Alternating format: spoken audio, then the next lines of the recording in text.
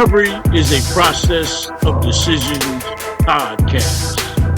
This podcast is a weekly revealing of the recovery journey of peer support specialist Trent Thomas. Join him on his internal research-driven dive into what to and what not to do in sustaining recovery. His weekly episodes demonstrate that you are not alone, and what we can't do alone, we can do together.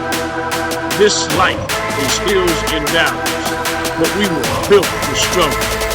These weekly episodes are a journey into his life lessons as he fulfills his daily mandate to help someone other than himself. Welcome. The Recovery is a Process of Decisions podcast.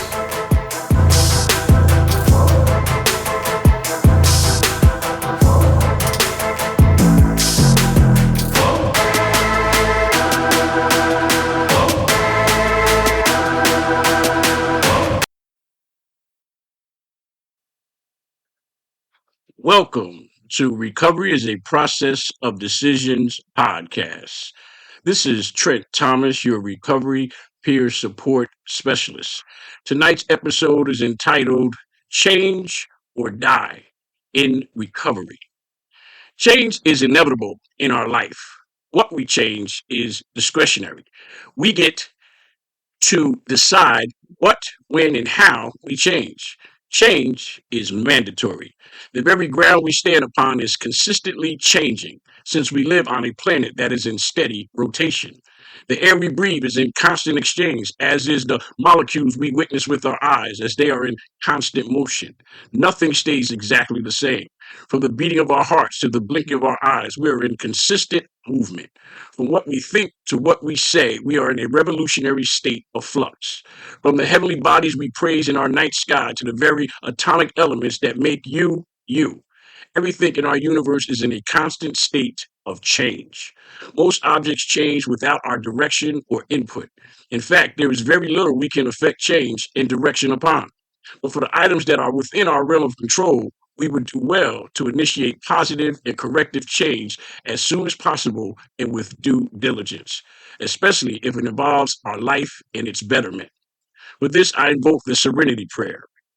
In this prayer, we call upon the God of our understanding to grant us serenity, to accept the things we cannot control, and the courage to change the things we can.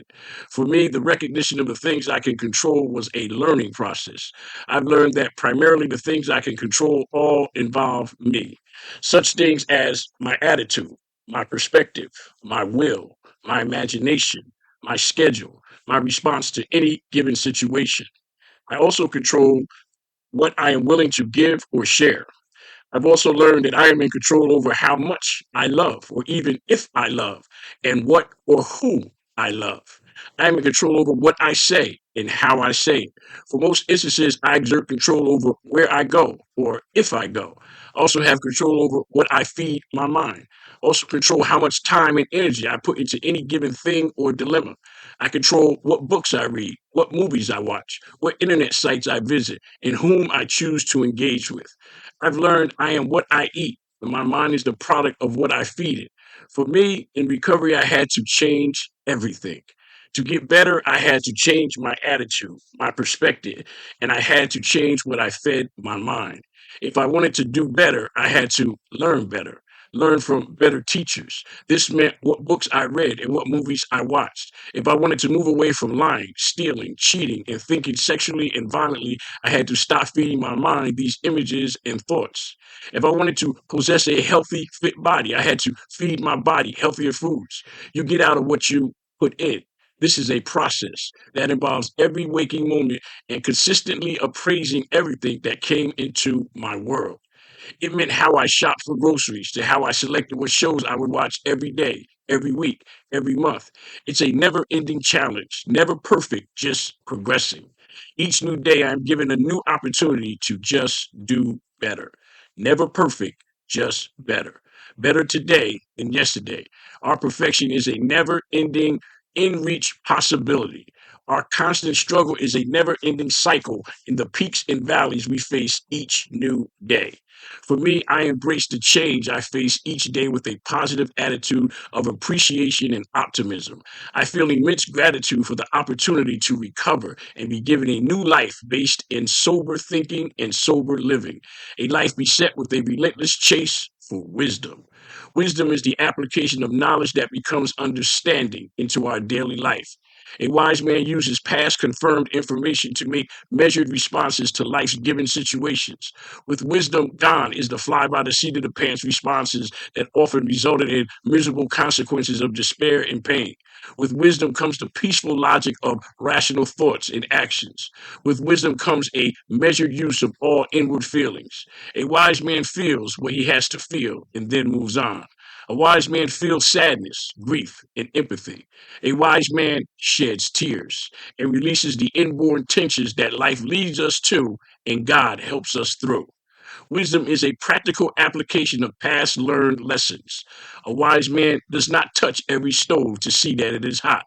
A wise man learns by the testimony of others' truths of what happened when they touched the stove. Change is inevitable. With wisdom, I mitigate the effects change has by producing more positive decisions, which results in less life demeaning consequences and more God given rewards. By grasping change as the next thing in my life to conquer, I envelop God's will as my map for living life on life's terms. If I am wise, I am gaining serenity by accepting what I do not have control over and displaying courage on changing the things I do control, and it's wisdom that determines the difference. Change is the gift that God infused into the universe. It is the constant for everything that exists. When I embrace it, I give up driving to the power of God and I submit to His will, resulting in serenity as the reward. Serenity is when you know with God everything is already all right.